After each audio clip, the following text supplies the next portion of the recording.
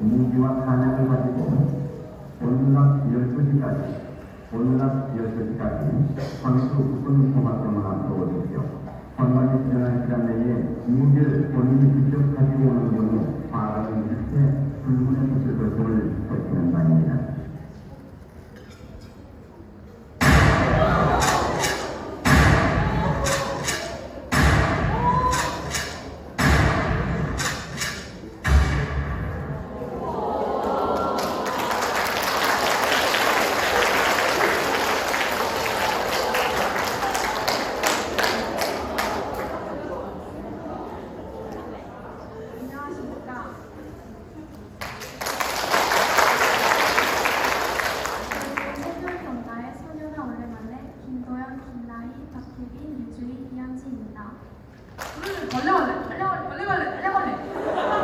이렇게 의미 있는 발표 놓치면 좀만 애매하긴 해.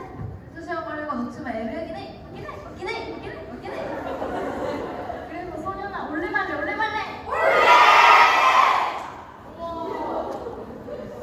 다음으로 한강 작가의 소년이 온다를 줄거리, 인터뷰, 키워드, 엄마의 손 편기 순서로 소개하겠습니다. 먼저 역사적 배경과 줄거리를 소개하겠습니다. 1980년 5월, 45년밖에 되지 않은 우리와 가까운 역사인 광주 민주화운동은 광주에서 민주화를 원하는 시민들과 전두환 중심의 군부가 충돌하여 무력 진압된 사건입니다. 한강 작가는 소년이 온다를 통해 중학생 소년 동호와 그를 기억하는 사람들의 죄책감, 공포를 보여줍니다. 이제 인터뷰를 통해 숨은 이야기를 들려드리도록 하겠습니다. You quiz?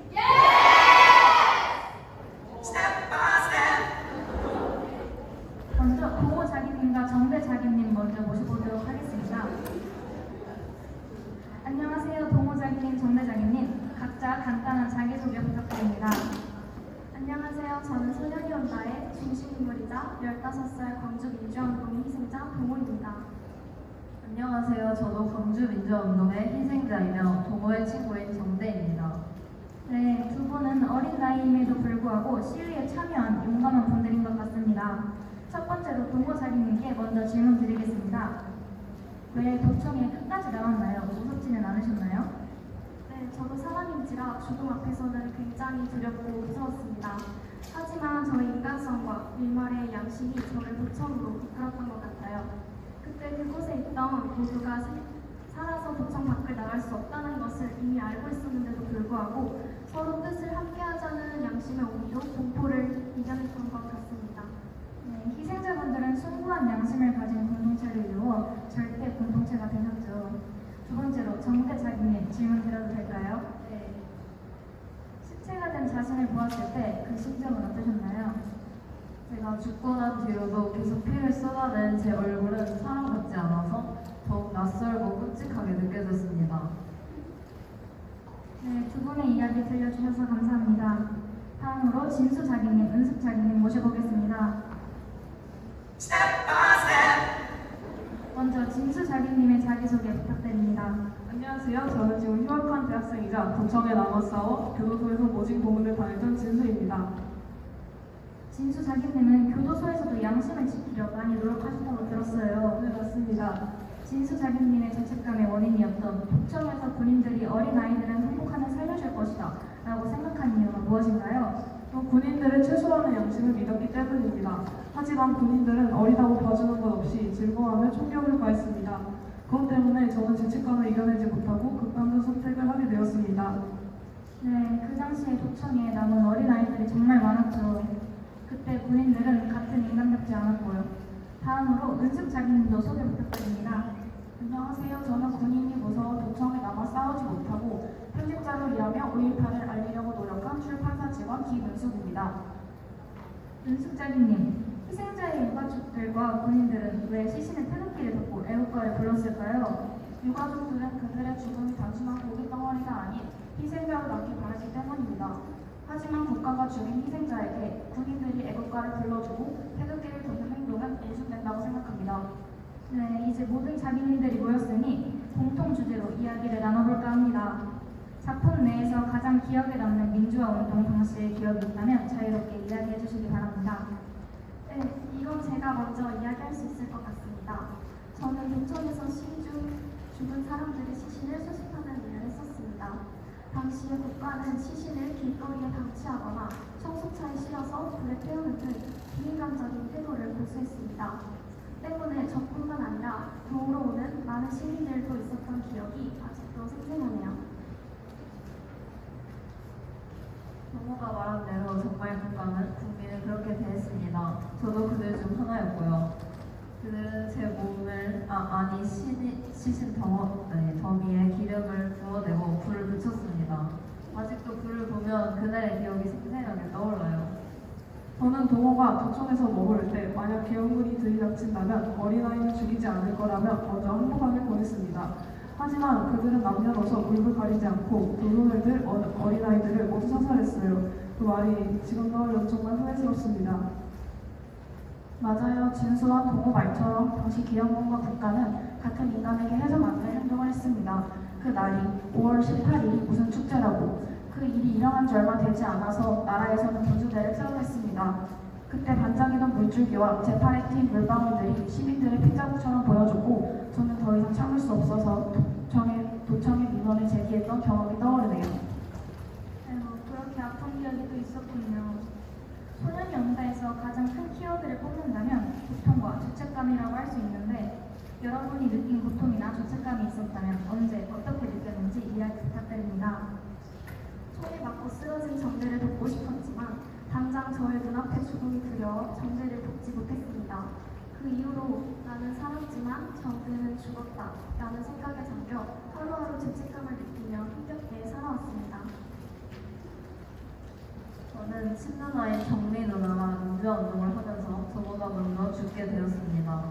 저도 누나를 따라 동호와 정부에 와서 싸우며 운동에 참여했지만 죄책감 때문에 죽어서도 누나에 대한 생각을 떨칠 수 없었습니다. 저는 동호 은숙과 시신 수습을 돕고 출소 후에도 함께 도청에 있었던 교대 복학생과 가끔 만나 이야기를 했습니다. 제가 그 날에 대해서 가장 솔직했을 때는 술을 먹을 때더군요. 저의 조카뻘이었던 영재가 트라우마로 자살 시도를 하면서 정신병원에 입원했다는 소식을 들었을 때 괴로웠습니다. 그게 이후 제가 사망한 학도당들의 사진을 들고 죽음을 택한 이유였습니다. 저는 처음부터 살아남으려고 한 건 아니었습니다. 죽어도 좋다고 생각했습니다. 동호 진수와 같이 시신 수습을 도우면서 죽은 사람들의 모습을 많이 봤기 때문에 죽음에 대한 것이 많이 둔감해졌다고 생각했지만 사실 그래서 더 두려웠습니다. 입을 벌리고 몸에 구멍이 뚫린 채 숨이 끊어지고 싶지 않았습니다. 모두 희생되고 떠나니 저 혼자 살아남았다는 죄책감에 트라우마가 시작했습니다. 네, 이 이야기를 하기까지 쉽지 않은 결정이었음에도 시청자분들을 위해 또 그날의 기억이 반복되지 않기 위해 깊은 이야기 나누어 주신 성윤이 온다 주인공분들께 감사의 인사를 드립니다.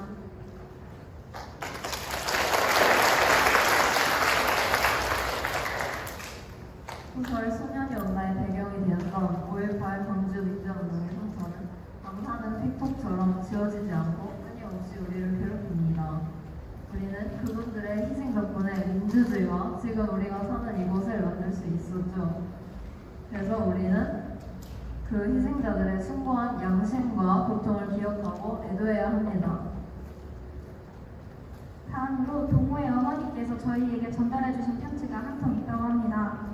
그 편지 내용을 제가 대신 읽어드리도록 하겠습니다.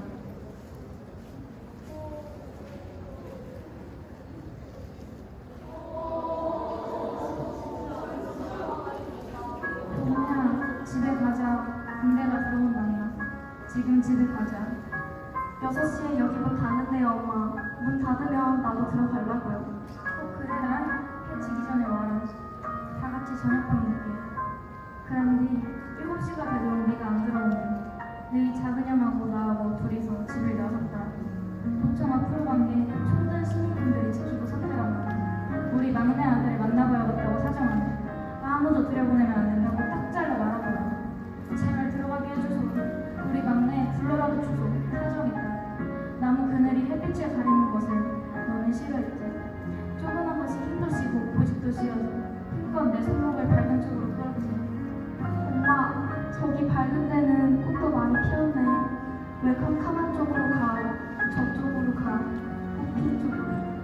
네 중학교 학생증에서 사진만 오려갖고 지갑 속에 넣어놨다. 낮이나 밤이나 텅 빈 집이지만은 아무도 찾아올 일 없는 새벽에 하얀 숫자지로 여러 번 적어 싸놓은 네 얼굴을 펼쳐본다. 아무도 엿들을 사람이 없지만은 가만 부른다. 동호야.